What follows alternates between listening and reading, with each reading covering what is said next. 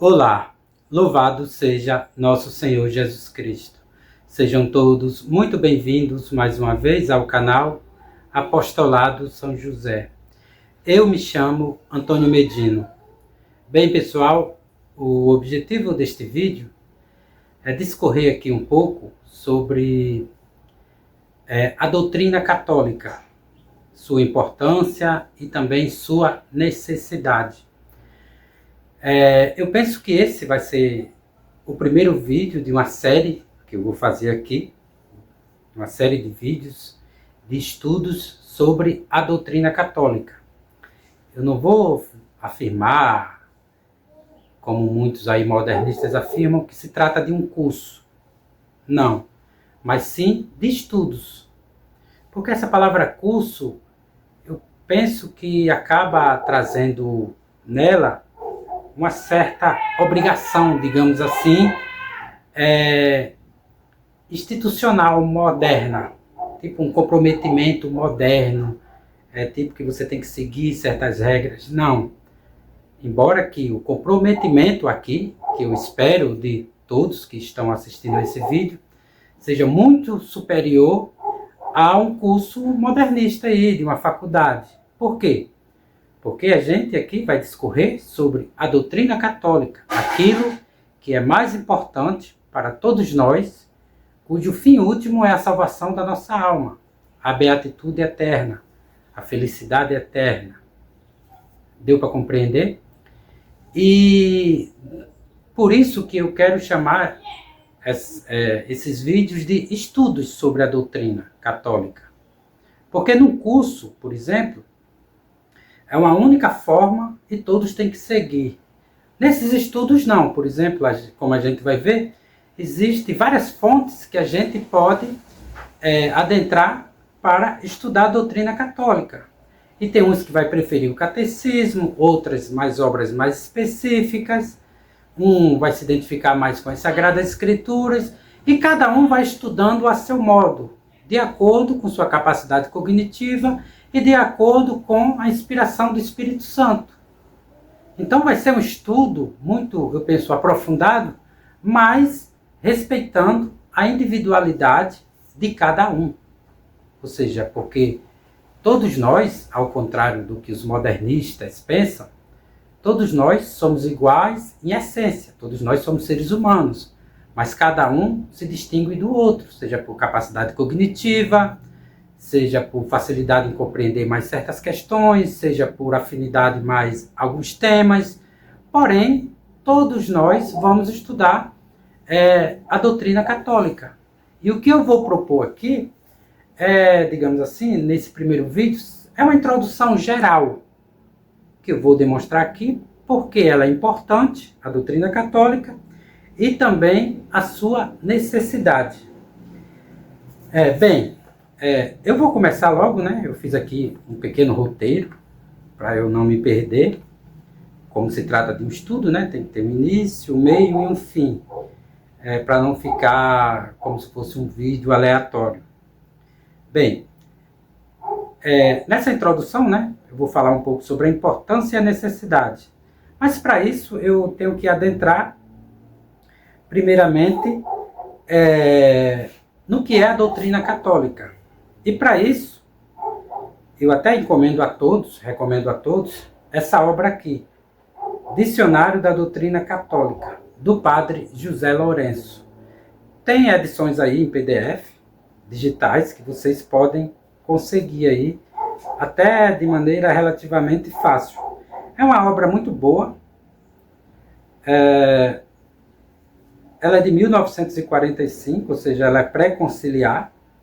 Eu não sei se na edição digital tem o Nihil Obstat e o Imprimato. Nessa edição aqui que eu comprei, da Eclésia, não tem. Mas eu penso que aqui se trata da verdadeira doutrina. E eu penso que nessa edição digital deve ter. Bem, então, vamos partir primeiro, né, partir do conceito de doutrina católica ou doutrina cristã. Está aqui. na página, nessa edição aqui, na página 98. Vamos lá então. Doutrina cristã é a doutrina de Jesus Cristo que os apóstolos pregaram e que a Igreja Católica ensina. Consta de verdades que os cristãos devem crer, ou seja, o símbolo dos apóstolos, né? Ou o credo. Consta de verdades que os cristãos devem crer, de mandamentos que devem cumprir, ou seja, os 10 mandamentos, mandamentos da Igreja, que é a questão moral católica nossa, né? De sacramentos que precisam de receber, ou seja, os 7 sacramentos, né? Cujo objetivo dos sacramentos é a santidade, e de promessas cuja realização hão de pedir. Tem por fim preparar os homens para viverem virtuosamente, para glorificarem a Deus devidamente, para conseguirem a felicidade eterna após a morte. É dever grave dos pais ensinar a doutrina cristã aos seus filhos e dar-lhes exemplos de que a praticam. Sobretudo aqui exemplos, está faltando muito exemplos. Como a gente viu, né, a doutrina cristã é o meio para nos conduzir à santidade. Por quê? Não entra no céu quem não for santo, não for puro. Não é à toa que a gente, se morrer com alguma dívida, com alguma impureza, digamos assim, espiritual, nós vamos para o purgatório. Então, o objetivo nosso aqui, através desses estudos, é a santidade. O objetivo final. Mas, para a gente sermos santos, como a gente fala aqui, né? Nesse sentido, é necessário conhecermos a doutrina católica. Por isso a importância da doutrina católica. Justamente por essa necessidade. Não é simplesmente um conhecimento especulativo, um conhecimento intelectual raso, não. É um conhecimento que vai dirigir a nossa vontade para aquilo que agrada a Deus, para os princípios que agrada a Deus. Não é à toa que foi o que o nosso próprio Senhor Jesus Cristo, próprio Deus, ensinou aos apóstolos e foi passado na tradição e chegou até nós. Deu para compreender? Então, essa é a importância da tradição católica. Essa é a importância da doutrina católica. E já emendando, né, essa questão da doutrina, vamos também saber o que é um dogma, que é muito importante termos esse conhecimento. Também está aqui, na página 95, dogma católico. Por quê? Eu vou discorrer um pouco sobre o dogma. Porque o dogma tem relação estreita com a doutrina católica. A doutrina católica, ela é fundamentada em dogmas. Por exemplo, é dogma nosso que Deus é uno e trino. Isso é uma verdade católica. É dogma nosso que Nossa Senhora, ela é virgem antes, depois do parto. Ela tem a virgindade perpétua. Isso é dogma. É dogma que Nosso Senhor Jesus Cristo é Deus. É dogma que Nossa Senhora é mãe de Deus. É dogma que a única igreja, a única religião que salva é a Igreja Católica. Isso é dogma, isso não é achismo, isso é dogma, isso é verdade, são princípios. Deu para compreender? E a gente vai entender mais ainda a importância dos dogmas daqui a pouco e assim sucessivamente. Vamos lá então, dogma católico. Dogma católico é uma verdade divina que a Igreja propõe à nossa fé e em que devemos crer, sob pena de cairmos em heresia. Os principais dogmas da nossa fé estão contidos no símbolo dos apóstolos ou credo. Não pode ser considerado católico aquele que nega alguma das verdades ensinadas pela Igreja como dogma católico ou divinamente revelada. Ou verdade divinamente revelada. Então, aqueles que negam o dogma católico ou a verdade revelada e transmitida pela Igreja, ele não é católico, ele é um herege. Por exemplo, É heresia essa questão de a gente pensar que pode rezar com protestantes. É heresia, digamos assim, essa questão hoje dessa falsa igreja, que é o que eles mais batem, o ecumenismo, essa igreja sinodal. Isso é heresia. Por isso que é importante a gente compreender a doutrina justamente para isso, para a gente saber distinguir o certo do errado. A gente não vai saber distinguir o certo do errado por nosso próprio intelecto. A gente não vai se dirigir à verdade por nossa própria vontade. Por quê? O nosso intelecto, depois a gente vai estudar sobre isso, ele é frágil, foi contaminado, ele está fragmentado, ele está corrompido, e tudo isso só se resolve após o batismo e os sacramentos, e o estudo da doutrina, a afirmação dos dogmas nas nossas vidas. Tudo isso aí é o remédio. Eu estava até falando ontem com o senhor Ibrahim, né, que ele, nos vídeos dele, ele fala, né, que os documentos da igreja, quando ele está lendo, né, logo no princípio, tem o poder de cura e de libertação. E é justamente isso mesmo. A doutrina católica, os documentos dos santos padres, dos verdadeiros papas, têm esse poder mesmo. Mas não por eles mesmos, mas pelo Espírito Santo, que o auxilia. O Espírito Santo nos conduz à verdade. E ele purifica o nosso intelecto, corrige, purifica o nosso intelecto e a nossa vontade.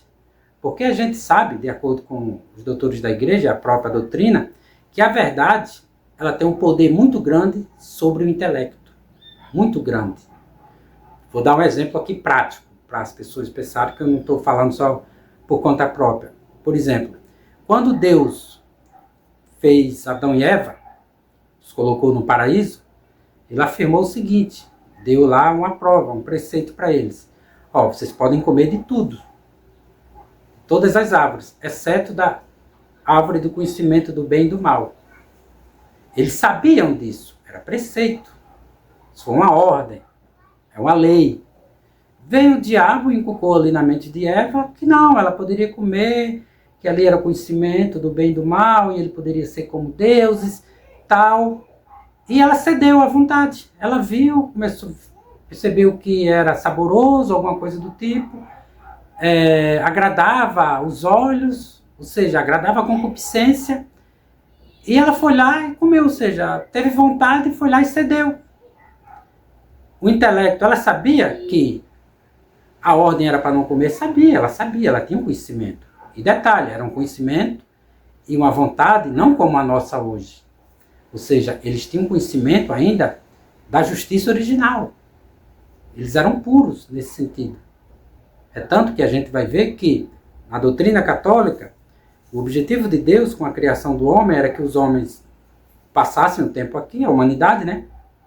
E depois ascendessem aos céus, desde que estivessem na justiça original, ou seja, não tivessem pecados. Daí ela foi e comeu o fruto, e deu no que deu, e ofereceu ao seu marido, Adão, e deu no que deu. Ou seja, pela própria vontade, suplantou o intelecto. Agora é lógico que, para nós fazermos o que é correto, para nós termos os princípios retos para dirigir a nossa vontade, é necessário conhecermos esses princípios. E esses princípios é a doutrina católica. Ficou bem claro? Então, nós sempre devemos rezar, principalmente com o rosário, pedir para Nosso Senhor Jesus Cristo, pedir para Deus, a intercessão ali, lógico, de Nossa Senhora, que corrija o nosso intelecto, santifique o nosso espírito, que o espírito é basicamente o intelecto e a vontade, santifique o nosso espírito e dirija a nossa vontade, que a nossa vontade seja a vontade do próprio Deus. E assim sucessivamente. Ou seja, nós temos que ser santos. O objetivo aqui desses estudos é sermos santos. Eu lamento muito, pessoal, lamento no sentido de que isso aqui não era eu para estar falando para vocês, era para ser um sacerdote, mas a gente sabe que nessa igreja modernista fala-se de tudo.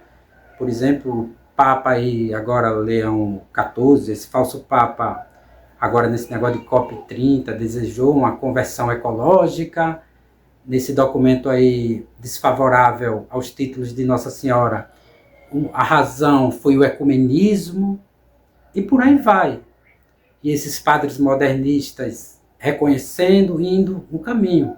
Quando a gente for estudar profundamente aqui a doutrina, a gente vai perceber o seguinte: ou a gente fica com a doutrina católica, ou a gente fica com essa falsa igreja que está aí. Não tem como conciliar os dois. Não tem. Absolutamente não tem como conciliar. E a gente vai perceber. E é a partir de agora que eu vou entrar nessa questão propriamente dita. De o porquê não tem como conciliar. Não é coisa da minha mente, não é coisa porque eu acho, não. Sim, outra coisa, né? Eu estava até conversando com um senhor ontem, que é inscrito aqui também no canal,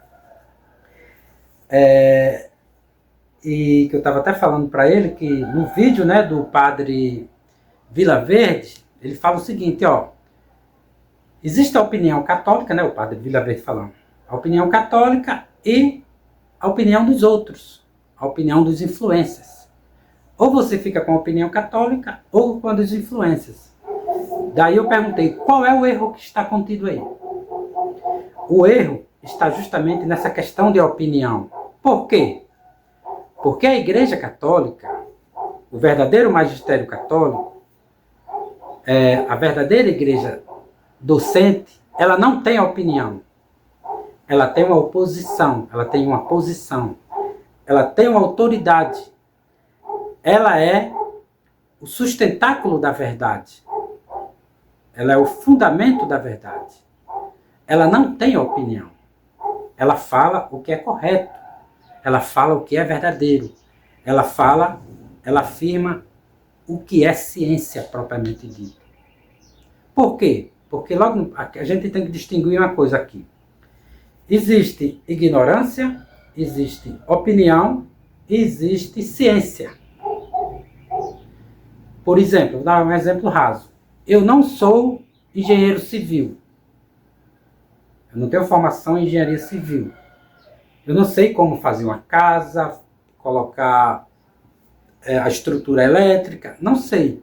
Mas eu posso ter uma opinião do seguinte, do melhor formato da casa. Eu posso ter uma opinião, enquanto católicos, de como construir uma casa, assim, na questão estrutural. Por exemplo, eu também não sou totalmente ignorante em engenharia civil, porque eu já trabalhei como auxiliar de pedreiro. Eu posso dizer, olha, eu quero minha casa assim, a fundação da minha casa dessa forma, assim, assim, assim, porque eu penso, eu já trabalhei e sei que é correto assim.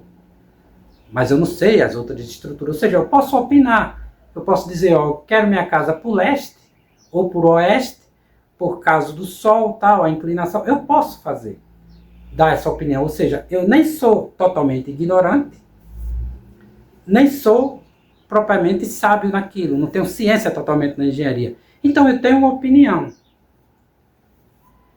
E ignorante é aquele que não tem conhecimento nenhum, por exemplo, em engenharia, em como construir uma casa, em como fazer a estrutura da casa. Ele é ignorante. Existe aquele que tem ciência, que é o engenheiro. Ele, por exemplo, o engenheiro jamais vai poder opinar sobre a instalação elétrica. Ele não pode opinar. Por quê? Uma opinião é aquilo que pode estar certo ou pode estar errado. Então, a instalação elétrica, você não pode ter opinião se essa instalação corre menos risco ou não. Não, ele tem que afirmar. Agora, o dono da casa, o proprietário da casa, pode decidir, por exemplo, não, eu não quero com esse material, porque mesmo sendo melhor, ele é mais caro. Aí é por responsabilidade do proprietário, do contratante, por exemplo. Mas não do engenheiro. O engenheiro ele tem que ter ciência. Ele tem que saber do que está fazendo. Voltando para a doutrina católica, a Igreja Católica, ela não tem opinião sobre Sagradas Escrituras, por exemplo. Ela define, como a gente vai perceber. A Igreja Católica, ela não tem opinião se a Igreja Católica é ou não verdadeira. Não, ela sabe que é verdadeira, porque ela tem ciência. E o Espírito Santo, que é o Espírito da verdade, é que conduz a Igreja. Então a Igreja não pode errar. Ela não pode ter opinião, porque a opinião é o intermédio entre certo e errado. E a Igreja, ela só conduz para a verdade, só conduz para a certeza. Ficou bem claro nisso? Então, baseado nisso, vamos dar continuidade, né? Eu vou utilizar essa obra aqui, que inclusive eu vou indicar para vocês. Teve até uma senhora, que eu não me recordo agora o nome dela, que ela recomendou que eu fizesse, né, a lista e colocasse no comentário do vídeo anterior. Aliás, do penúltimo vídeo. Eu vou aproveitar, eu acatei a sugestão dela e vou colocar nesse vídeo, porque é um vídeo mais apropriado, uma vez que aqui a gente vai estudar propriamente a doutrina. E eu vou colocar não apenas esse, mas outros livros da relação, que eu penso ser de imediato propício aqui para os nossos estudos. E um deles é esse aqui. O nome aqui, a capa é preta, o nome era dourado, já se desfez, não dá nem para ver mais, mas eu já mostrei para vocês. Está aqui, Doutrina Católica. O símbolo dos apóstolos, né? Logo o primeiro volume, do Cônego Boland. É uma obra, pessoal, excelente. Ela é bem pedagógica. Inclusive, vocês podem encontrar a edição em PDF aí. Ela tem o Nihil Obstat, ela tem o imprimato, como vocês veem aqui, ó. O Nihil Obstat. Deixa eu ver se dá para perceber. Que é aqui, ó. O Nihil Obstat e o imprimato. E outra coisa, pessoal, que eu quero deixar bem claro para vocês é quanto as obras católicas que eu vou sugerir aqui. Todas as obras que eu sugeri aqui, eu vou deixar bem claro que as obras são autorizadas pela verdadeira Igreja. Ela vai conter o Nihil Obstat e o imprimato. O que é isso? O Nihil Obstat é, digamos assim, o carimbo que o censor católico, seja um bispo ou alguém por ele delegado, um sacerdote, por exemplo, pelo que eu compreendi, autoriza esse censor a analisar a obra e ver se ali tem alguma coisa contra a doutrina católica, se pode levar ao erro. Uma vez não encontrando nada nesse sentido, então ele carimba. Ele diz, não, aqui não tem nada que seja obstáculo contra a fé. Não tem nada contrário à fé. Aí ele recebe, digamos assim, essa autenticidade, esse carimbo de autenticidade. É uma obra católica. E depois recebe também a autorização do bispo para imprimir. Diz, não, pode imprimir, que é uma obra que não afeta a doutrina. Ficou bem claro? Então, isso quem estabeleceu, se eu não me engano, foi no Concílio de Trento. Essa regra, quando for publicar obras católicas referente à fé e aos costumes. E é isso, de imediato. Então, todas as obras, a princípio, eu vou publicar nisso. Por exemplo, essa obra aqui não está aqui, mas eu acredito que tem na edição original, que tem aí em PDF. Inclusive, eu já até utilizei em vídeos anteriores.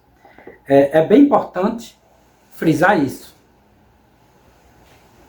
E vamos aqui, eu vou adentrar propriamente, deixa eu ver aqui, eu anotei, uma questão bem interessante, na página 29 dessa edição aqui.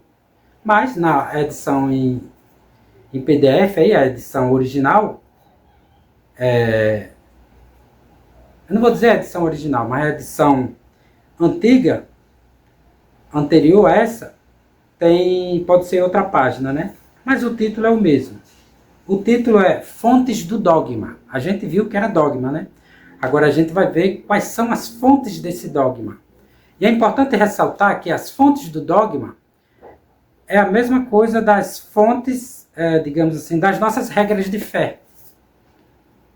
Por quê? As regras de fé são as regras que nos conduzem, que dão ali os preceitos, os princípios, para a gente sempre caminhar na verdade da fé católica. Sempre. Por isso se chama de regra. É uma regra. E essas regras é a mesma coisa das fontes do dogma. E a gente vai perceber aqui, por exemplo, na página 29, fontes do dogma. Vou ler aqui. Abre aspas. Sendo o dogma, antes de tudo, verdades reveladas por Deus, trata-se de saber onde é que se acha exarada a revelação divina. Aqui, a fonte da revelação é dupla. Repito, a fonte da revelação ou as regras de fé são sinônimos, é a mesma coisa aqui. A fonte da revelação é dupla. Primeiro, a Sagrada Escritura. Segundo, a tradição. Isso é artigo de fé definido pelos concílios de Trento e o Concílio de Vaticano. Ou seja, não é opinião, aqui é tudo certeza. Ou seja, as fontes da revelação são as Sagradas Escrituras e a tradição. Nós não somos protestantes. Os protestantes, eles ficam retidos apenas nas Sagradas Escrituras. É tanto que, nesse documento aí contra Nossa Senhora, nesse Mater Populis Fidelis, eles só recorrem às Sagradas Escrituras. Parece um documento protestante. Parece, tem todas as notas de documentos protestantes. E quando eles citam a doutrina católica, a tradição, é só para desprezar, dizendo, ó, eles utilizaram, mas não importa. Na prática foi assim, ó. O Papa fulano de tal utilizou, os santos utilizaram, mas não importa. O que importa é as Sagradas Escrituras. Mas a gente vai perceber aqui que, para nós católicos, tanto as Sagradas Escrituras quanto o magistério da Igreja, a tradição, tem a mesma força de fé. Tem a mesma autenticidade, tem a mesma validade. Isso é dogma católico, como a gente viu aqui. E prosseguindo, né, vamos ver o que são as Sagradas Escrituras ou Bíblia Sagrada. A Escritura Sagrada, abre aspas, a Escritura Sagradas ou Bíblia, do grego Bíblia, que do plural é plural de Bíblia, um livro, é o conjunto dos livros que foram escritos por inspiração do Espírito Santo, tem como autor o próprio Deus e chegaram à Igreja com este caráter. Ou seja, foi passado de mãos em mãos. E detalhe, isso aqui é um dogma. A Sagrada Escritura, a definição de Sagrada Escritura é essa aqui. Então, foi definido pelo Concílio Tridentino e também pelo Concílio Vaticano I. É por este motivo que tais livros são denominados Escritura Sagrada ou Bíblia, isto é, livro por excelência ou livros santos ou santas letras. Eu não vou adentrar mais profundamente aqui sobre isso aqui, quero só explicar de forma imediata o que são as Sagradas Escrituras, que é uma das fontes que a gente vai estudar, né? Sagradas Escrituras. E também tem uma parte interessante aqui, que é muito interessante, por sua vez, na página 32, que a gente viu que as fontes da revelação são a Sagrada Escritura ou Bíblia Sagrada e a tradição. A gente falou sobre a Sagrada Escritura ou Bíblia Sagrada. Vamos agora adentrar na questão da tradição. Abre aspas. Eu sempre digo abre aspas, mas nunca digo fecha aspas. Peço perdão. Mas vocês vão fechando as aspas aí. É engraçado isso. Eu peço perdão. Foi engraçado essa aí. Eu peço desculpas aí. Bem, tradição, né? Definição. A palavra tradição, abre aspas. Essa foi boa. Abre aspas, né? Definição, né? Essa foi... Eu lembrei de uma coisa aqui, mas deixa pra lá. Mas vamos dar... Essa foi demais. Vamos dar continuidade aqui. Peço perdão, pessoal. Eu levo a questão a sério. eu tô rindo, não leve isso aí como uma brincadeira. Eu nunca levo as coisas sagradas na brincadeira. Peço perdão porque foi engraçado assim. Mas às vezes a gente ri, né? A gente tem que rir um pouco. E até, digamos assim, o riso, né? A alegria é uma das características dos santos, né? Não que eu seja santo, pelo amor de Deus. É porque também eu passei por muitas dificuldades já na vida, assim. E hoje eu estou rindo, mas vamos lá. A palavra tradição, abre aspas, tem duas acepções. Em sentido largo, tradição é o conjunto das verdades reveladas por Deus e transmitidas até nós, quer por escrito, quer oralmente. E tem outro sentido, que é o sentido estrito, que é o sentido usado aqui. A tradição abrange as verdades ensinadas por Jesus Cristo e pelos apóstolos e transmitidas de séculos a séculos por outro caminho que não seja a Escritura Sagrada. Ou seja, toda a verdade revelada por nosso Senhor Jesus Cristo e transmitida pelos apóstolos que não estejam aqui nas Sagradas Escrituras é a tradição. E a gente vai perceber mais ainda. Aí tem aqui as características da tradição, que eu vou aqui ler para vocês. Vou ler só os títulos. Primeiro, a tradição é a anterior à Escritura Sagrada. Eu não vou discorrer muito sobre isso, ele explica aqui. Mas faz sentido. Por quê? Porque antes de existir as Sagradas Escrituras, por exemplo, antes de existir o Evangelho, existiu o nosso Senhor Jesus Cristo, que transmitiu para os apóstolos e os apóstolos escreveram. Então, a tradição, nesse sentido, é anterior por isso. Porque primeiro vivenciaram aquilo ali e depois escreveram sobre aquilo. Então, a tradição, nesse sentido, é anterior. Por exemplo, e além de fazer sentido, é necessário que seja assim também. Por quê? Porque se nós não tivéssemos uma tradição, como que a gente saberia que esses livros que contém aqui, nessas Sagradas Escrituras, são autênticos e são revelados por Deus?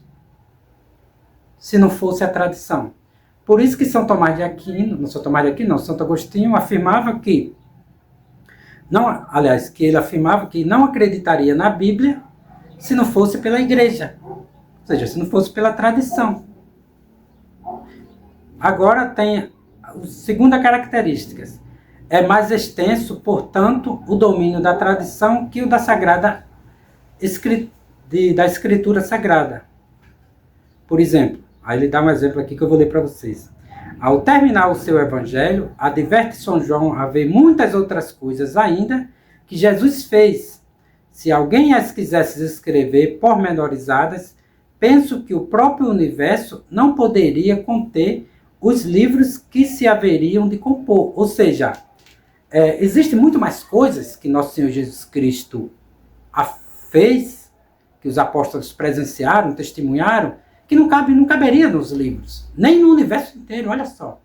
Não caberia, mas está na tradição. É por isso que a tradição é mais extenso. Espero que tenha compreendido. A terceira característica da tradição. A tradição é uma fonte da revelação distinta da Escritura Sagrada, merecedora, porém, da mesma fé. Ou seja, nós, enquanto católicos, temos que acreditar tanto nas Sagradas Escrituras, como fonte de revelação, quanto na tradição. E isso é artigo de fé definido pelo Concílio de Trento e depois pelo Concílio do Vaticano. Vaticano I. Só existiu esse concílio. O outro concílio, Vaticano II, não é um concílio de verdade. Aí depois tem a Constituição de Fide, que ele mostra aqui no capítulo 2, aliás, ele diz, não é isso dogma novo. Na igreja sempre foi a tradição principal regra de fé. Ou seja, para nós, sempre ao longo, a própria tradição foi a principal regra de fé. e como eu mostrei para vocês, tem todo sentido ser assim. E mostra aqui mais outras coisas, ele mostra nas próprias Sagradas Escrituras, como a gente viu, porque a tradição tem esse sentido. E depois tem aqui outra característica, aqui que ele mostra os principais canais da tradição, que já não é característica, melhor dizendo, né? Já é um tema sobre a tradição, que são os principais canais. A tradição está consignada. Agora isso aqui é muito importante. Gravem isso aqui é muito importante e importantíssimo. Além de tudo que já foi discorrido até aqui, ó. Principais canais da tradição. A tradição está consignada nos símbolos e profissões de fé, ou seja, no símbolo dos apóstolos, nos símbolos niceno, constantinopolitano, um nome muito comprido, também, nas definições dos concílios, nos atos dos papas, bulas, encíclicas, decisões das congregações romanas homologadas pelo Papa, nos escritos dos padres da Igreja, que são como eco das crenças do seu tempo, na prática geral e constante da Igreja, na liturgia que encerra as preces e os ritos e assim sucessivamente. Aí tem uma observação aqui bem importante. Tanto a tradição como a Escritura Sagrada têm, para intérpretes e órgãos infalíveis, quer o Papa sozinho, quer os bispos reunidos em concílio ecumênico, quer até os bispos separados e em comunhão com o Papa. Daí resulta que o magistério, ou ensinamento da Igreja, é a regra próxima da nossa fé, ou seja, a regra próxima da nossa fé é o magistério. A Escritura Sagrada e a tradição são regras remotas. Ou, por outra, todo fiel recebe o símbolo e crenças imediatamente da Igreja e imediatamente da Sagrada Escritura, da Escritura Sagrada e tradição. Ou seja, de forma imediata, de forma mais sem intermédio, diretamente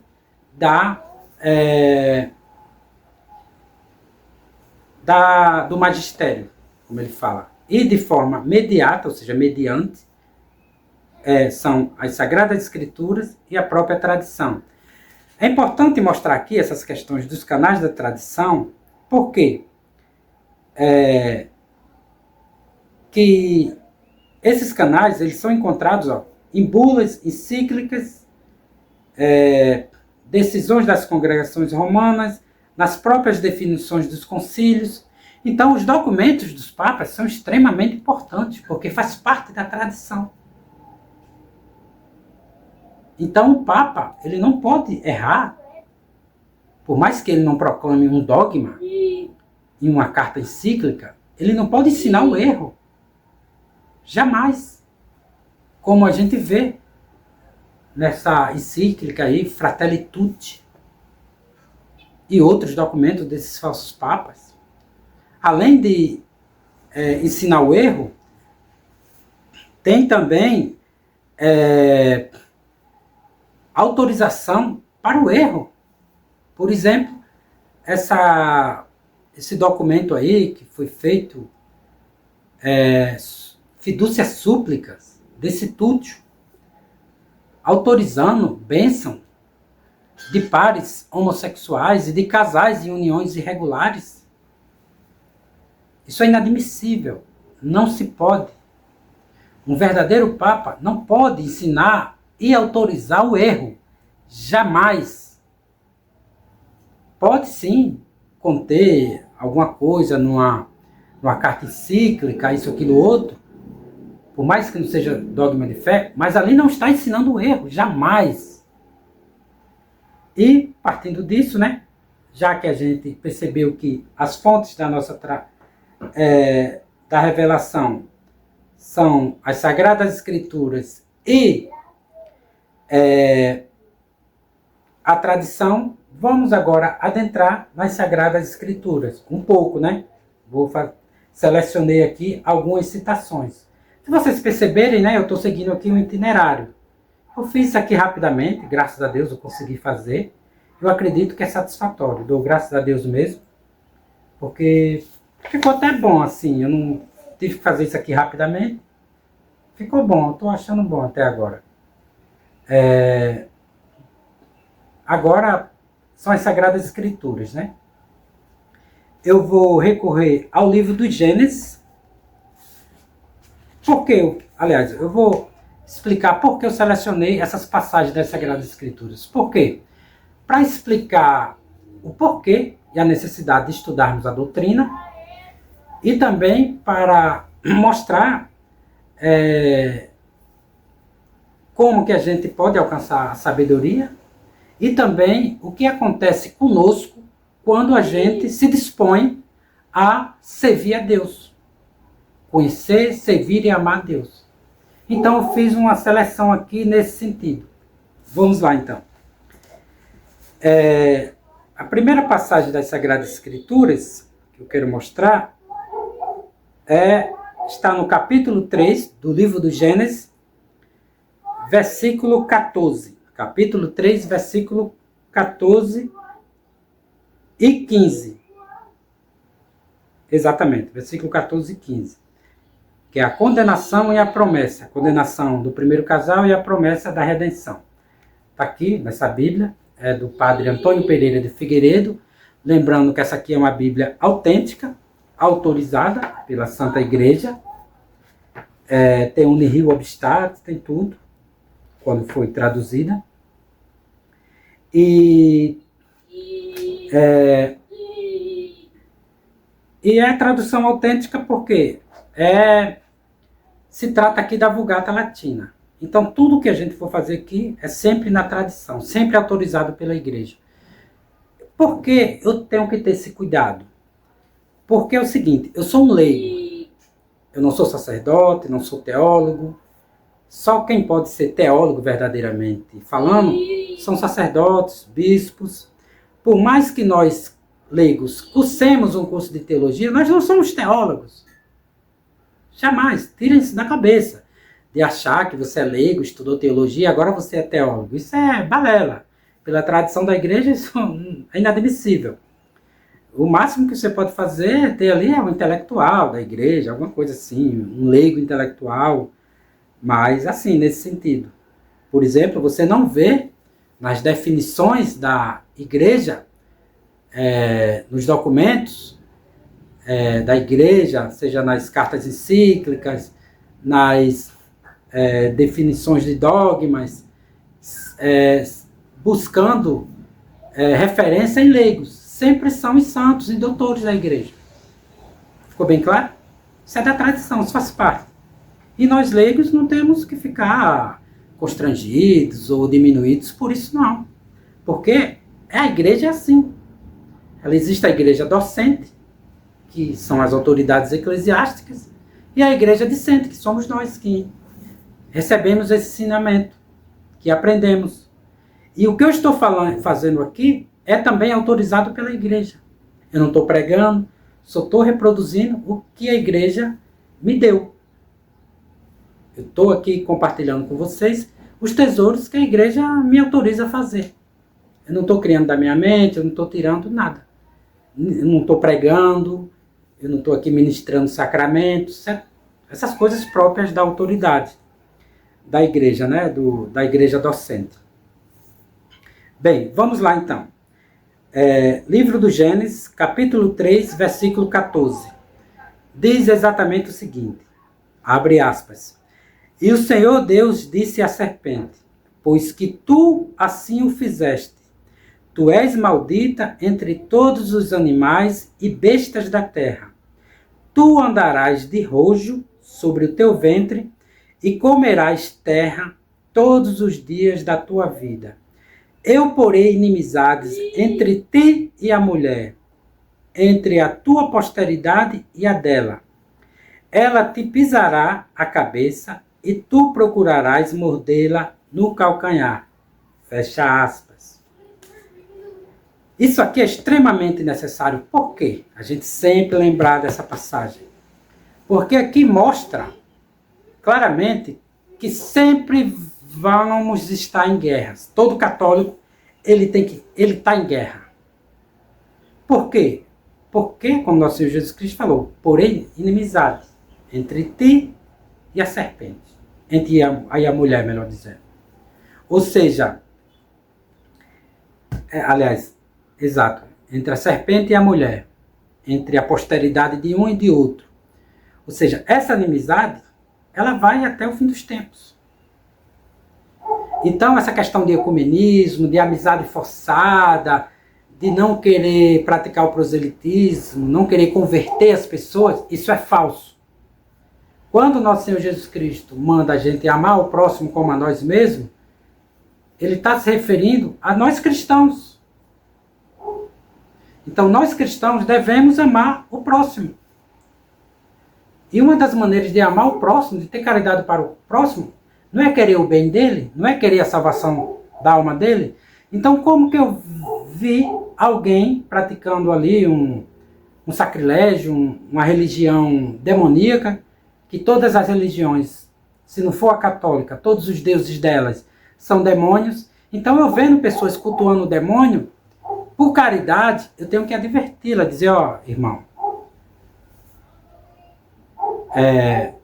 aliás, você deve se dirigir para ele e dizer, ó, você está cometendo um erro, só a Igreja Católica contém a verdade, porque foi isso que nosso Senhor Jesus Cristo transmitiu.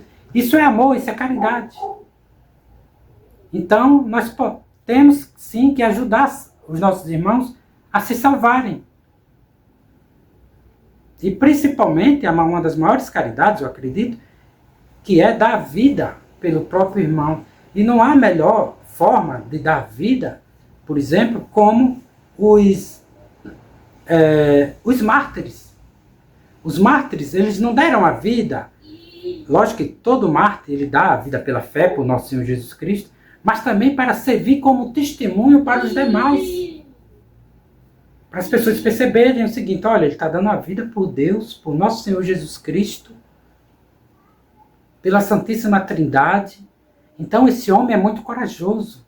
Ele abdicou de tudo dessa terra, abdicou dos bens terrenos, sacrificou, digamos assim, deu a própria vida em sacrifício por nosso Senhor Jesus Cristo. Ele é martirizado, então tem alguma coisa aí profunda.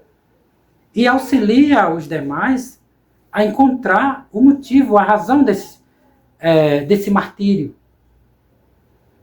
E converte muita gente. Deu para perceber que tudo tem sentido na Santa Igreja Católica? Então essa inimizade, ela é até o fim dos tempos. Então essa questão, voltando, né, dessa falsa igreja, desse negócio de ecumenismo, afirmar que Nossa Senhora não pode ser redentora porque pode ferir o ecumenismo, isso é um absurdo, isso não tem sentido algum na verdadeira doutrina católica. Ficou bem claro? Agora, vou ler para vocês. E detalhe, essa guerra tem que ser assim. Foi instituída por Deus. Deus falou mesmo, porém inimizade. Não é amizade, é inimizade. Não existe amizade entre católico, nesse sentido de comunhão, de fé, com um protestante, com de outras religiões, africanas, seja lá o que for. Não existe essa amizade. Você pode ter uma amizade humana. Isso é normal. No sentido humano, chegar lá e dizer, olha, não pratique isso, tal. Você pode, isso é absolutamente normal.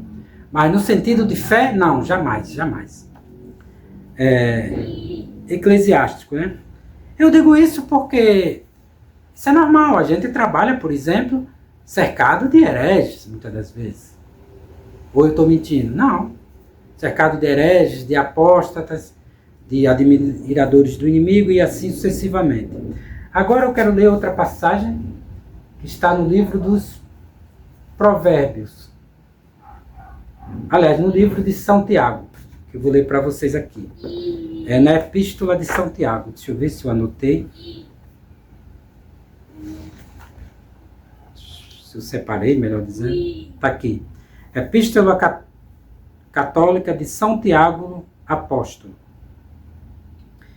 que está no primeiro capítulo, versículos 2 ao 4, que diz o seguinte, abre aspas, meus irmãos, tende por um motivo da maior alegria para vós, aliás, estou errando aqui na passagem específica, no mesmo capítulo, capítulo 1, versículos 5 ao 8, que diz o seguinte, abre aspas, e se algum de vós necessita de sabedoria, peça a Deus, que a todos a dá liberalmente e não impropera, e ser-lhes-á dada. Mas peça-a com fé, sem hesitação alguma, porque aquele que duvida é semelhante à onda do mar, que é agitada e levada de uma parte para outra pela violência do vento. Não cuide, pois, este tal que alcançará do Senhor alguma coisa. O homem que tem o espírito repartido é inconstante em todos os seus caminhos. Fecha aspas. Por que eu considero essa passagem aqui para o nosso estudo importante? Porque todos nós, todos, sem exceção, carecemos de sabedoria. E essa sabedoria, ela vem de Deus. E nós pedimos a Ele e Ele nos dá liberalmente. Liberal não no sentido humano. Liberal no sentido de dispor as graças deles de forma liberal, gratuita. Está sempre disposto nesse sentido. E tem a outra parte aqui importante, é que a gente tem que pedir com fé, sem duvidar, sem inconstância. E não ter o espírito repartido. O que é o espírito propriamente dito? É a vontade e a inteligência, o intelecto. Ou seja, não é ter uma inteligência tipo o seguinte, não, aquilo é verdade, mas também pode ser errado. Ou seja, e aquela vontade também dividida. Eu estou lá e estou cá. É que nem muitos sacerdotes aí, né? Reza a missa tridentina e missa nova. Estão lá e cá. Ou seja, o espírito repartido. Ele fica num lá e cá. É que nem esses tradicionalistas. Esses conservadores católicos. Estão, condenando e utilizando. Condenam as atitudes desses falsos papas, mas estão lá no mesmo sistema. Ou seja, é um espírito repartido. Estão lá e cá. Dividido. Vai para lá e vai para cá. Isso não é verdadeira fé. Dito isso, vou agora para outra passagem das Sagradas Escrituras, que é o livro dos Provérbios. Uma vez que a gente já vai pedir a Deus sabedoria, né? Vou ler agora uma passagem específica dos livros dos Provérbios. E essa passagem que eu quero ler para vocês é interessante. Por quê? Porque eu estava até conversando também com uma pessoa, um inscrito aqui do canal, e ela falou acerca justamente disso, da perspicácia, de a gente pegar aquelas coisas, ter aquela sutileza, aquela astúcia, de identificar um erro ali, alguma coisa que o inimigo ou essa falsa igreja tenta inculcar, insistir na prática, e muitas das vezes está ali e a gente não percebe. E eu, graças a Deus, pessoal, eu já li os livros sapienciais, fiz compilações, perdi essas compilações, e não me arrependo assim de ter perdido, porque quando eu fiz essas compilações, não foi uma Bíblia autêntica, como a Vulgata Latina. Na época eu era extremamente modernista, não sabia a distinção entre o que era autêntico, o que não era, o que era autorizado, o que não era. Era que nem a maioria de nós antes de conhecer a verdade. Então eu vou refazer essa compilação dos livros sapienciais, porque é muito bom e necessário. E por que eu vou utilizar essa passagem dos Provérbios? Por quê? Porque todos nós fomos mal catequizados. Nós somos, digamos assim, feitos dessa igreja pós-conciliar. E eu vou ler e vocês vão compreender. Que se trata justamente do primeiro capítulo, versículo 1 ao 7, que diz o seguinte: Parábolas de Salomão, filho de Davi, rei de Israel, para se aprender a sabedoria e a disciplina, para se entenderem as palavras da prudência e receber a instrução da doutrina, a justiça e o juízo e a equidade, a fim de se dar aos pequeninos astúcia, ciência e entendimento ao mancebo. O sábio, ouvindo-as, ficará mais sábio, e entendendo-as, possuirá o leme. Atinará com a parábola e sua interpretação, com as palavras dos sábios e seus enigmas. O temor do Senhor é o princípio da sabedoria. Os insensatos desprezam a sabedoria e a doutrina. Fecha aspas. Deu para entender a importância dos livros sapienciais? Ou seja, os livros sapienciais são livros de sabedoria prática.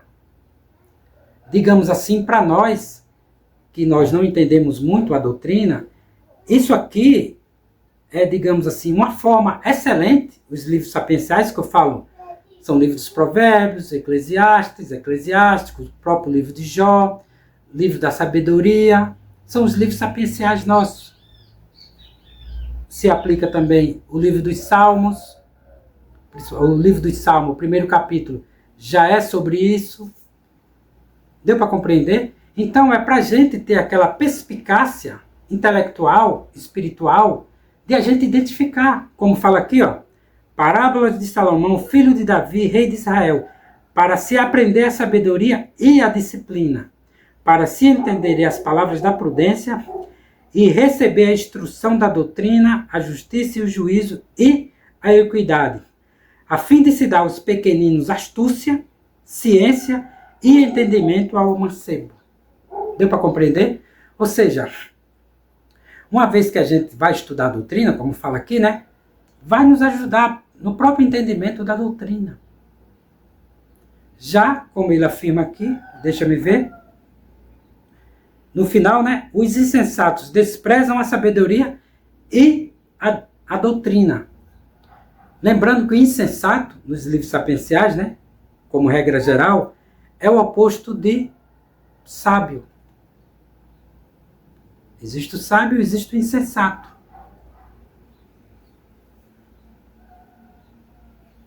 E assim sucessivamente. Por isso que fala, o temor do Senhor é o princípio da sabedoria. Os insensatos desprezam a sabedoria e a doutrina. Então, está aqui nessa passagem justamente para isso. Para incentivar vocês, exortar vocês a estudar os livros sapienciais, ler os livros sapienciais.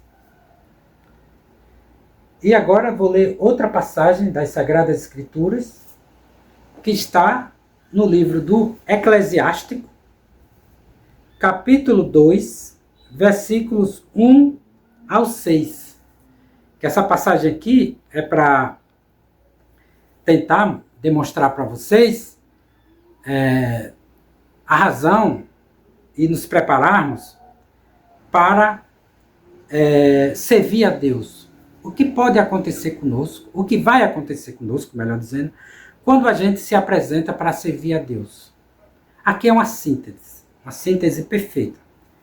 Diz o seguinte, inclusive o próprio título é Os Primeiros Passos, como se fossem os primeiros passos que a gente tem que compreender quando entra na sã doutrina para servir a Deus, para buscar a santidade. Olha só o que ele diz. Abre aspas. Meu filho, quando entrares no serviço de Deus, tente firme na justiça e no temor, e prepara a tua alma para a tentação. Presta atenção. Prepara a alma para a tentação, porque nós vamos ser tentados. Aqui essa tentação, como a gente vai perceber, depois, com nossos estudos, Deus não nos tenta, nós somos tentados pela nossa própria concupiscência.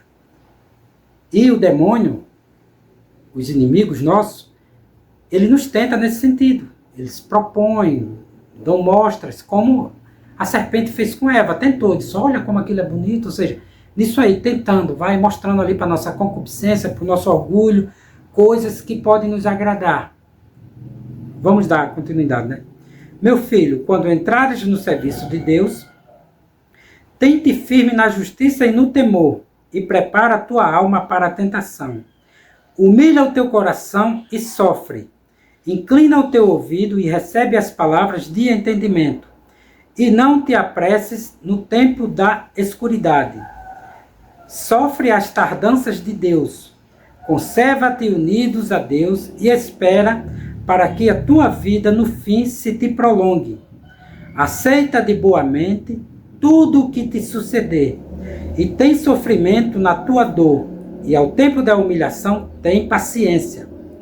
Porque no fogo se prova o ouro e a prata, e os homens que Deus quer receber na fornalha da humilhação. Crê em Deus, e Ele te tirará de todos estes males. E endireita o teu caminho, e espera nele. Guarda o teu temor, e envelhece nele. Fecha aspas. Aqui vocês reflitam aí por conta própria. Assim, quando eu falo por conta própria, né, busquem aí meditar sobre essas passagens. Inclusive, aqueles que tiverem interesse, vou deixar aqui o meu WhatsApp, o contato do WhatsApp, na descrição do vídeo, que eu posso compartilhar com vocês uma Bíblia digital comentada, traduzida diretamente da Vulgata pelo Padre Antônio Pereira de Figueiredo. E tem até alguns anexos, aliás, até algumas outras obras de introdução justamente para estudos. Então, tem comentários, por exemplo, sobre essas passagens aqui que eu acabei de ler para vocês. Por que eu estou lendo essas passagens, antes de tudo? Para demonstrar que, como nós estamos estudando a doutrina, e a fonte remota nossa, de regras de fé, é as Sagradas Escrituras e a tradição. E depois, a fonte próxima, nossa regra próxima de fé, melhor dizendo, é o magistério da igreja. E, entrando agora nessa questão do magistério, vou trazer para vocês algo mais atual. Em que sentido? A gente sabe que, atualmente, temos um inimigo aí na igreja que já se declarou, ele está declarado. Inclusive, nessa própria obra aqui, ó, a conjuração anticristã, o templo maçônico que quer se erguer sobre as ruínas da igreja católica. Aí eu pergunto para vocês, esse templo já não foi erguido, não?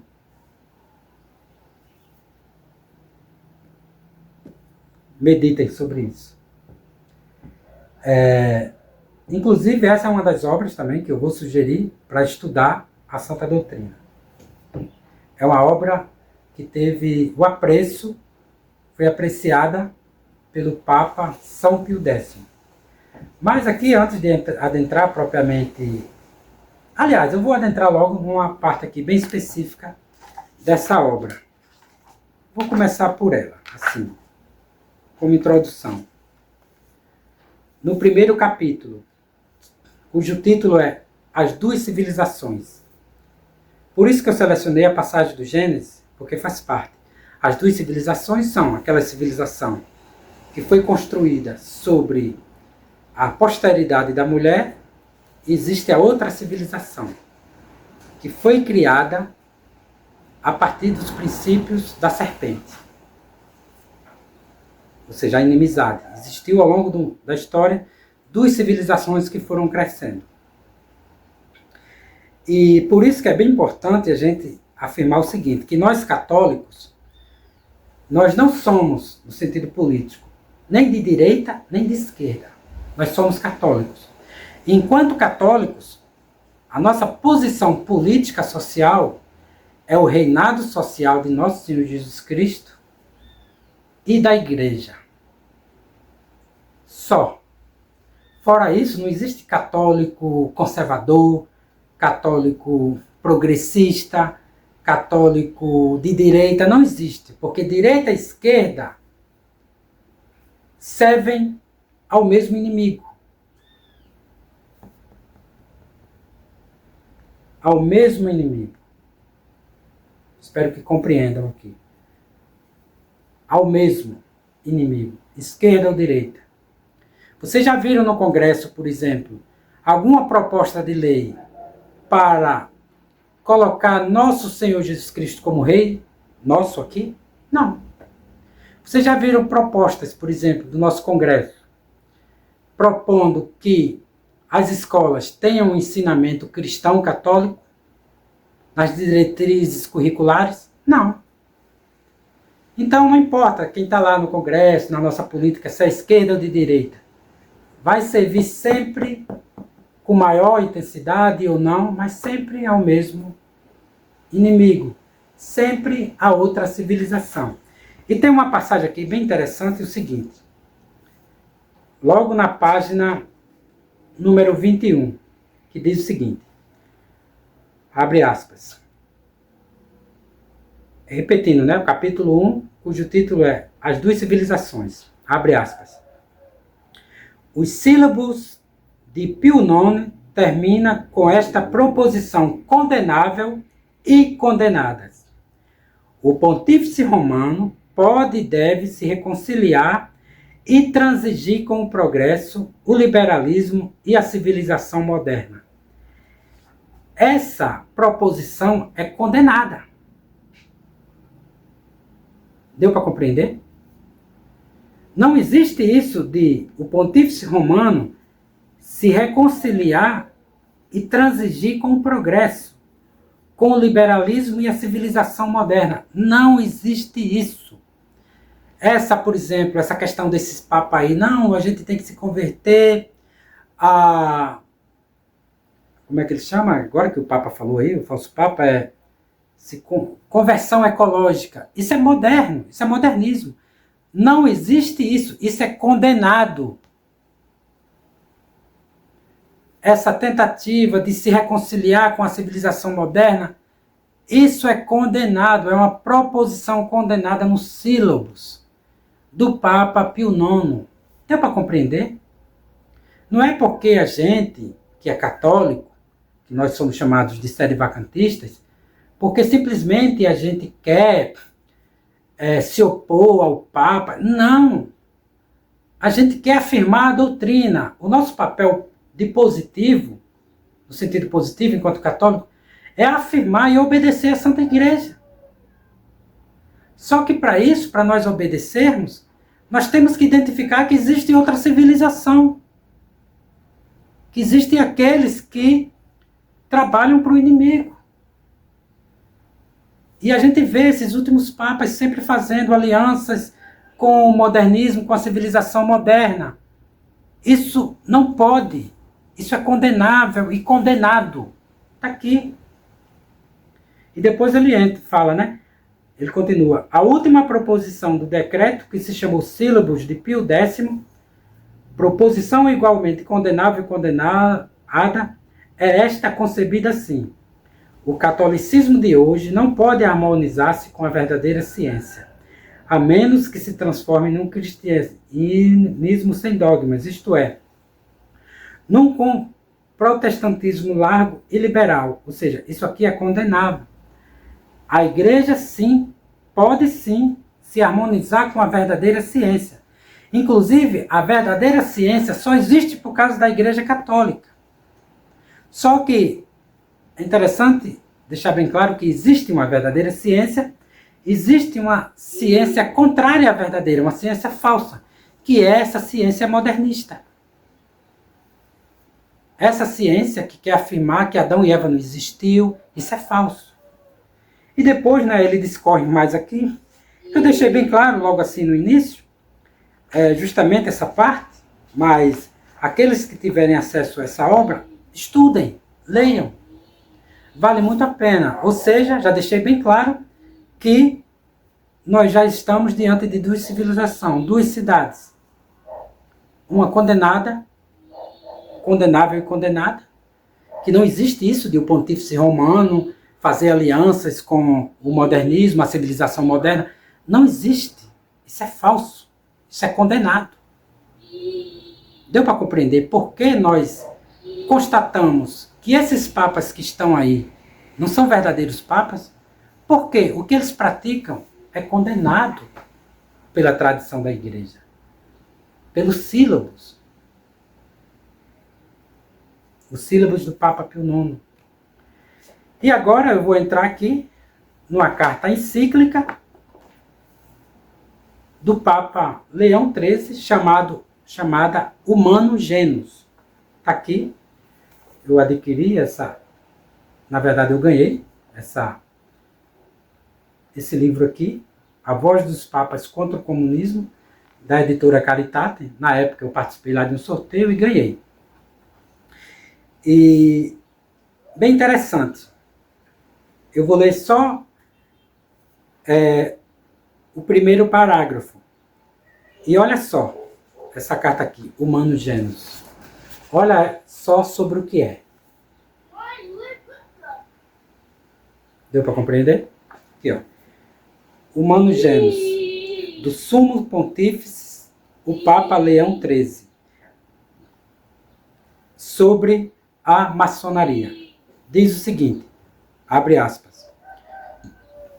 O gênero humano, após sua miserável queda de Deus, o Criador e Doador dos dons celestes, pela inveja do demônio, separou em duas partes diferentes e opostas. Aliás, separou-se em duas partes diferentes e opostas, das quais uma resolutamente luta pela verdade e virtude, e a outra por aquelas coisas que são contrárias à virtude e à verdade. Uma é o reino de Deus na terra, especificamente a verdadeira igreja de nosso Senhor Jesus Cristo, e aqueles que desejam em seus corações estar unidos a ela, de modo a receber a salvação, devem necessariamente servir a Deus e seu único Filho com toda a sua mente e com um desejo completo. A outra é o reino de Satanás, em cuja possessão e controle estão todos e quaisquer que sigam o exemplo fatal de seu líder e de nossos primeiros pais, aqueles que se recusam a obedecer à lei divina e eterna, e que têm muitos objetivos próprios em desprezos a Deus, e também muitos objetivos contra Deus. Fecha aspas. Depois, é fácil vocês terem acesso a essa obra aqui. Eu só citei, assim, de imediato, que é para esclarecer de imediato contra quem lutamos. E essa civilização que ele está mostrando aqui, depois ele vai mostrar, esses inimigos que estão unidos contra nós, são esses aqui. Aqui, ó. Esses aqui. Ficou bem claro? Então, por que eu estou mostrando isso aqui? E essas passagens da Sagrada Escritura? Justamente para sabermos o que vamos estudar e sabermos quem verdadeiramente são os nossos inimigos. Agora, mais importante do que sabermos quem são os nossos inimigos, é estudarmos a sã doutrina. Porque não adianta muito, às vezes, a gente conhecer o inimigo, mas não termos armas para lutarmos contra eles. Deu para compreender? É que nem a gente, vamos supor, morar num ambiente que seja de praia, que nem eu aqui moro, aqui na praia, assim, num ambiente na costa. E sabemos que a qualquer momento pode vir um tsunami. Saber que pode vir um tsunami é importante. Agora, mais importante ainda é saber como se protegermos do tsunami. É isso que eu estou querendo dizer. Que mais importante do que saber quem são os nossos inimigos é sabermos como se proteger deles e como lutar contra eles. É por isso que é importante, vai ser importante os nossos estudos sobre a Santa Doutrina, sobre os princípios católicos. Outra obra aqui que a gente vai estudar, o Catecismo Romano, né? E tudo que se for referir à igreja, à nossa fé, a gente vai, por exemplo, a vida dos santos, que eu tenho essa obra aqui completa, Ano Cristão, que é sobre a vida dos santos. e também o Evangelho do dia, e assim sucessivamente. Tudo que se referir à Santa Doutrina, a gente vai estudar. Por isso que eu afirmei no início. Não se trata de um curso, por quê? Porque a gente não vai determinar um cronograma específico, não. Por exemplo, tem gente que pode querer estudar a Santa Doutrina a partir, por exemplo, com mais ênfase nas Sagradas Escrituras. Outro pode gostar mais dos documentos da igreja. Lógico que quem gosta dos documentos da igreja não despreza as Sagradas Escrituras. Por quê? São as fontes da nossa fé. Outros gostam também de livros aprovados, como esse aqui, pela igreja. E assim sucessivamente. Mas sempre a gente vai estudar. Então, a minha proposta aqui é, de maneira geral, apresentar para vocês aqui algumas obras e meditar e fazer uns estudos específicos sobre determinadas coisas. Só que é necessário, por exemplo, a gente saber coisas específicas da Santa Doutrina. Por exemplo, eu acredito que poucos sabiam sobre as regras de fé ou as fontes do dogma, as fontes da revelação, das verdades reveladas. Eu acredito que poucos sabiam, que são, muitas vezes até sabem, mas não sabem com profundidade, que são as Sagradas Escrituras e a tradição. E que a tradição é anterior às Sagradas Escrituras, e eu mostrei aqui as razões. E a gente vai se aprofundar mais. E poucos sabiam também as regras de fé, sobre o que é uma regra de fé próxima e uma regra de fé remota. E tudo isso aqui a gente vai estudar juntos aqui. E o detalhe, pessoal, a gente tem que agradecer muito a Deus esse momento, por nós estarmos estudando isso. Por quê? Porque tem leigos também que estudam isso, mas é pago. Você tem que fazer parte do curso. E é caro, não é fácil. Tem sacerdotes que ensinam isso, mas é pago. Tem que assinar o site. Tem que assinar lá, se comprometer, um plano mensal ou um plano anual. Isso aí é horrendo. Por quê? Nosso Senhor Jesus Cristo afirmou: dai de graça o que de graça recebestes. Por isso que eu falo que nós, leigos, temos que arregaçar as mangas mesmo e ir para o combate, para o confronto. Fazer violência mesmo, temos que ser violentos. Por exemplo, uma das violências que eu comparo aqui, que eu penso ser uma das violências intelectuais, é estudar uma obra das Sagradas Escrituras diretamente da Vulgata Latina. Por quê? Porque aqui, por exemplo, essa tradução, o português aqui, a gramática, é um pouco arcaico. A gente vai ter que fazer violência intelectual, porque a gente está acostumado com palavras mais simples, com vocabulário modernista, e a gente vai ter agora que reaprender. Temos que reeducar o nosso intelecto, reinstruí-lo. Por quê? Muitas palavras aqui são estranhas, a gente vai ter que fazer violência nesse sentido, buscar vocabulários, estudar os termos propriamente, o significado. Agora, lógico que eu estou falando isso, estudar não é por conta própria, mas pela tradição da igreja, pelo magistério. E a gente vai. E eu, de imediato, pessoal, o que eu sugiro, independentemente da preferência que alguns possam ter para estudar, é estudar o livro dos Provérbios. E ler a carta, por exemplo, de São Tiago na íntegra, ler os evangelhos, mas no sentido assim de perspicácia, de astúcia, ler os livros sapienciais.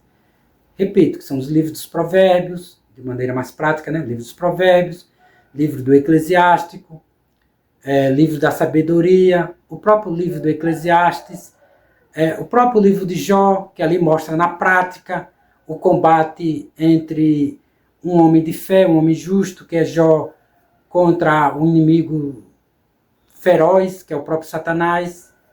E o que acontece quando a gente está nessa luta, que até os nossos inimigos, até aqueles que aparentemente são amigos, ou que são amigos verdadeiramente, começam a nos criticar. E eu acredito que todos nós passamos por isso. Quando a gente descobre a verdade, quer servir a verdade, os nossos familiares se opõem a nós, aqueles que eram nossos amigos começam a nos criticar. Por isso que eu mostrei para vocês aquela passagem do capítulo 2 do livro do Eclesiástico, para a gente ter paciência, perseverar, ter paciência com a tardança de Deus, entre aspas, ou seja, quando a gente pensar que Deus está tardando em nos auxiliar, mas que na verdade está sob o controle dele, e no momento ali oportuno, ele vai nos salvar, vai nos resgatar, vai nos tirar do perigo. Tudo isso aí a gente vai ter que estar acostumado. E quando a gente, pessoal, lê os livros sapienciais, estuda-os, aquilo começa a introjetar na vida da gente e a gente começa a identificar de forma natural. Por exemplo, às vezes as pessoas falam para mim: ah, Antônio, você tem um jeito diferente de pegar as coisas. Por exemplo, às vezes você identifica pelo sorriso de uma pessoa, até por um certo comportamento, se aquela pessoa está falando a verdade ou não. Isso é verdade. Mas não é por mim mesmo. Eu adquiri certas habilidades que eu não identifico. Eu não identifico isso em mim, mas as pessoas às vezes identificam. É porque eu estudei o livro dos Provérbios. Os li, os compilei. Quando eu falo livro dos Provérbios, são os livros sapienciais. Só que agora eu vou ter que fazer de uma forma mais católica. Porque na época que eu fiz, por mais que eu tenha tirado os frutos, não foi uma Bíblia aprovada, autêntica. Foi uma Bíblia, para vocês terem uma ideia, eu fiz a compilação pelaquela edição pastoral que eu ganhei de uma freira, na época. É engraçado, né? Mas, eu estudei. Depois eu identifiquei, né? Graças a Deus, Deus me preservou ali de certos erros, daquelas notas de rodapé horrendas. Mas hoje eu compreendo, né? Que a gente, cada um de nós, traça um caminho, né? Deus escolhe o modo como cada um vai ser resgatado. Deus sabe, né? Como cada um vai ser resgatado dessa apostasia, dessas heresias. Mas é isso, pessoal. Eu espero que tenham compreendido. Esse vídeo ficou um pouco longo, mas necessário. E espero que tenham acompanhado até aqui. Praticamente 1h e 22 minutos, né? Estou olhando aqui. Mas é isso. Essa aqui foi uma introdução geral ao que a gente vai estudar, as obras que vamos consultar, que vai servir como princípios para os nossos estudos. É isso. E lembrando ainda que eu ainda tenho números da rifa ainda disponíveis. Aqueles que quiserem e quiser colaborar, eu agradeço muito. Inclusive, eu estou deixando em falta digamos assim, a organização dos números. Eu vou tirar um tempo necessário, espero hoje ainda, nesse sábado, tirar um tempo próprio para, digamos assim, dispor o nome das pessoas, fazer um relatório, digamos assim, não sei se o termo é, uma lista com o nome das pessoas e seus respectivos números que compraram a rifa, né? É isso, agradeço a todos. É um vídeo um pouco longo, mas necessário. Lembrando que nosso objetivo aqui na Terra é conhecer, amar e servir a Deus, e tudo para a glória de Deus e o bem das almas. E fiquem todos com Deus e até a próxima.